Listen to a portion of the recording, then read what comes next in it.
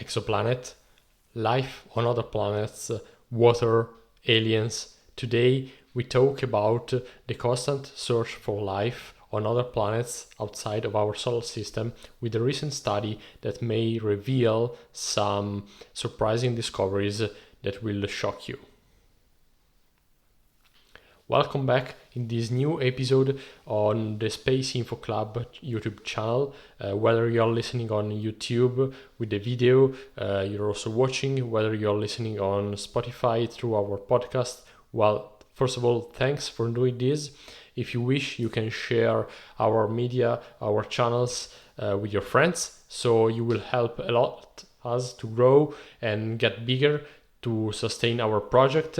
So thanks, subscribe if you wish, and give us a like so we understand that we can bring you better content every day. So let's start. Today we talk about K2-18b thanks to a recent discovery, a paper that was published, and you may have seen our recent article on our website at www.spaceinfo.club, where we talk about K2-18b, Hycean words, and also let's say a chemical compound named DMS. It's kind of famous, and we're going to talk much deeper about this in this content and in the next video.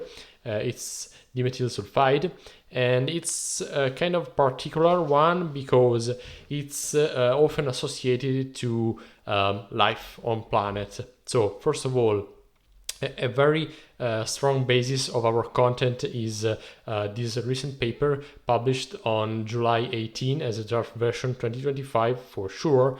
Among the authors is Dr. Reinu Hu, Aaron Bello Arufe, and all the other part of the research. You can find this paper on the web, on the sources, and also in the links below in our description. You can read all the 40 pages. Today we are going to use these as a basis for our discussion, and we are going to go deeper. We are going to talk also about different kind of content, but this is part of our discussion. So today we are going to show you some animations also through that you can find, and that are thanks to our friends at Curiosity Stream. They are some guys we are going to partner with in the next future, in the close future. We are already partnering, and you can also use our code SpaceInfoClub25 for 25% off on our annual plans. And if you are looking at our YouTube channel, not on the Spotify, you can see they produced content. They have a lot of content about exoplanet. So if you want to go deeper, further than what we're going to talk today here, you can find there a lot of content produced directly by them. So let's start talking about today's content. So some basic facts. K2-18b is an exoplanet, let's say a twin planet. There is a couple of twins, and they are rotating, and they have a revolutionary motion around their host star K2-18, also known as APIC 2019-12552. And the type of this star is a red dwarf, and the distance from Earth of this subsystem is about 124 light years. It's 38 parsecs, and the location is, as observed from Earth clearly, is in the constellation of Leo. What's important is that this kind of planet is a mini-Neptune or a super Earth. So it's in the dimension between the ones of Earth and the one of Neptune. So it was discovered, as I mentioned at the beginning, not in the last months, but people know this exoplanet since 2015, and was discovered by NASA's Kepler Space Telescope during the K2 mission. So you can also understand its name. The orbital period is 33 days, and think about the orbital period that will be useful later when we talk about some scientific, let's say, methods. Now, some other data. The radius is like 2.5 the radius of Earth, that's why it's called also super Earth, and the mass on the same, let's say in the same way proportionally is 8.5, 8.6 times the ones of Earth. So there is an estimated equilibrium temperature, so on the surface, well, in the proximity of the surface, which is close to the actual estimated equilibrium temperature, which is something like 265 Kelvin, which is closer to minus 8 degrees centigrade. And well, as you may imagine, actual conditions depend on the condition of the atmosphere that we still don't know so deep, and on local spots. If you have followed our previous videos and also our previous discussions, like all the discussion on our website about the moon and the colonization of the moon, for sure you know that different spots on the moon have very different potential differences, like in temperatures and in local conditions, for sure. This planet, if and as it seems has an atmosphere, for sure the atmosphere influences a lot what happens on the surface. So you can think about this as an introduction. And so let's talk about the atmosphere and the actual habitability of the planet. Well, in 2019, the Hubble Space Telescope revealed that there is actual water vapor in the atmosphere. So let's talk about this just now. How can we know that there is water vapor in the atmosphere? This planet, as I said at the beginning, is 124 light years far from Earth. So also the observations are made by telescopes, which are well, basically almost in the they can be say like on the surface of Earth compared to the relative distance we are observing. So the point is the telescopes are so close to our Earth that are actually basically 124 light years far from the target that they are observing. So how can we be sure of the composition of the atmosphere? Well, scientists have used a method that was used a lot of times, and well, considering that there is an orbital period which is relatively small, like 1 Earth month, when this planet passes in front of its star, its host star, we can observe and also measure through spectrometers the composition of the atmosphere. Indeed, if we know what's being ejected from the star in let's say nominal conditions, so with no planet, for example, no body between the observer, which is the telescope, and the star, we know through the emission bands of the planet when it's between the star, using the energy of the star passing through the planet, and particularly, well, to be precise, through the atmosphere of the planet, and then reaching the telescope, we can be sure, relatively sure, and then we'll tell about the relative term.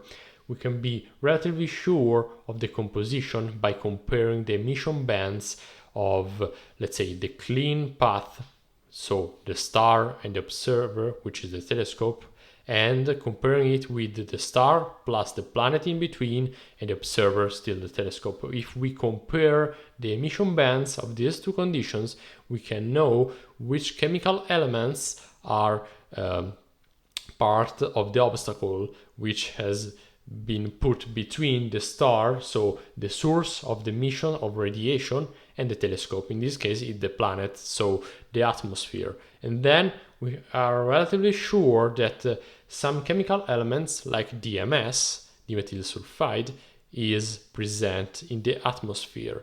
Then we talk about the term relative, statistically speaking, and this is part of the discussion. So, well, think about this. We'll talk about it later. So, why DMS is so important? Well, because it's usually associated to biotic, so life-associated processes. So, well, it's basically a potential biomarker.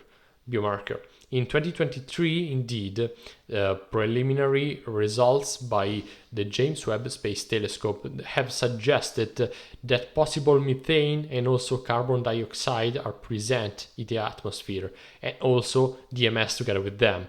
So the results have not yet been confirmed for the statistical approach, for the statistics that was mentioned before, but the planet also has a thick hydrogen and helium envelope, which may create surface pressures and temperature which are not let's say similar to that ones here on Earth, but habitable conditions can be present anyway. So it has also be said that this planet can be an Hycean one. So Hycean means it's a word comes from hydrogen ocean. So a planet which has a strong presence of hydrogen, molecular hydrogen on its surface, so strong and so abundant that there can be oceans on its surface. But there is also another hypothesis from another groups of studies that have developed a different model, that this amount of water is not actually present as molecular, but can be dissociated in the lower layers of the core of the planet. Indeed, according to some models on this time, well, I'm not a geologist. We could ask to some geologists, experts in here on the channel, so let me know in the comment if you wish. According to some models, well, molecular water, when the planet is actually forming, so in conditions of hot magma on the surface, so high temperatures, the water can be associated to the iron molecule present on the surface and can be pulled down beyond the surface up to the core of the planet, and then there, thanks to the high pressure and high temperatures, this water can be dissociated into atoms of hydrogen and oxygen. So this can be also a model. So there couldn't be oceans on the surface, but a lot of land, which is also a positive thing if we think that all this high percentage of land, think about what happens on Earth, which is not, let's say, underwater, it can be a positive thing, since, well, life and also the bio and geochemical processes, well, may benefit from this thing. So to make a point about this planet, well, the planet can be a water-rich world, but also water can be trapped in what's called a cold trap beyond the surface. But what's important is that all these hypotheses may seem to be in contrast among themselves, but actually all of them do not exclude the presence of life. For sure, we're not talking about aliens, but life as a thing. So there can be biological processes that may have produced DMS, so dimethyl sulfide. So dimethyl sulfide is usually with a high percentage of, let's say, probability associated to life processes. So if we find, the thing is, if we find DMS, is so high probable that there is also some sort of life. So like think about phytoplanktons, so small, let's say small bodies and small animals and plants that produce, thanks to their inner processes, DMS. This is strongly probable, and so life can exist. But also the abiotic hypothesis, so the hypothesis that says that DMS can be produced by processes not associated to life, is still here. And these are two hypotheses. For what we have seen up to now, if dimethyl sulfide has been found, well, scientists are more prone to think about the presence of life. So this is a positive thing for sure for our search for life. The point is that DMS signal is very, very tentative.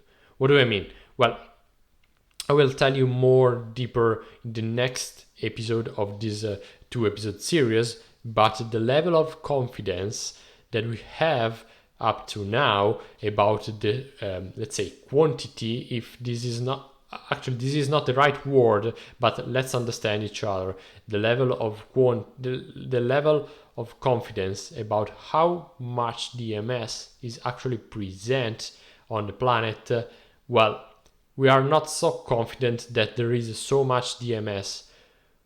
Even better, if you want more technical words, let's try.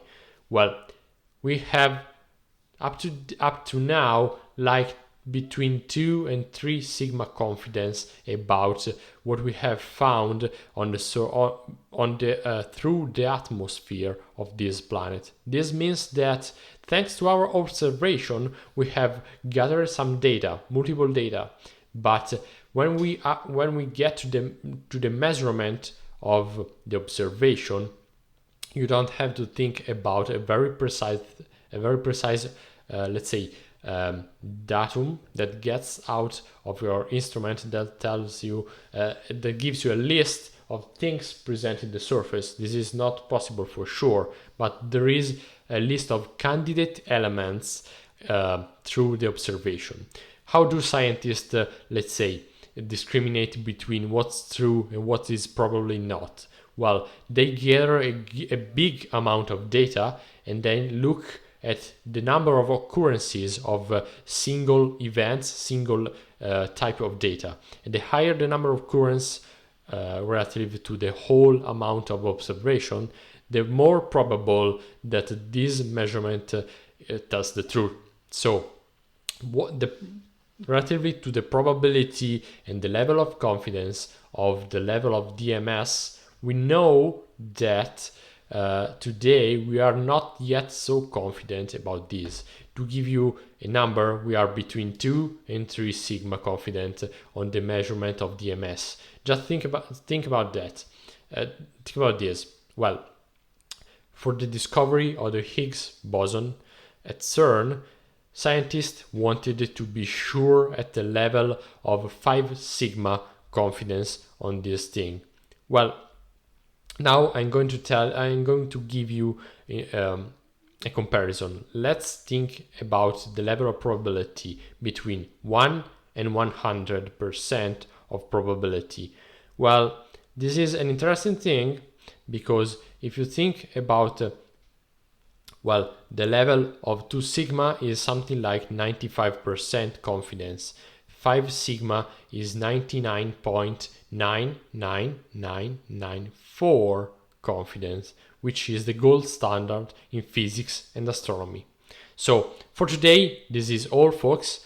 Next time, we are going to give you some animations, some videos about exoplanets, and we are going to give you also some other candidates about exoplanets hosting life. So see you in the next video. Thanks for being here today and share with your friends. Thanks. See you.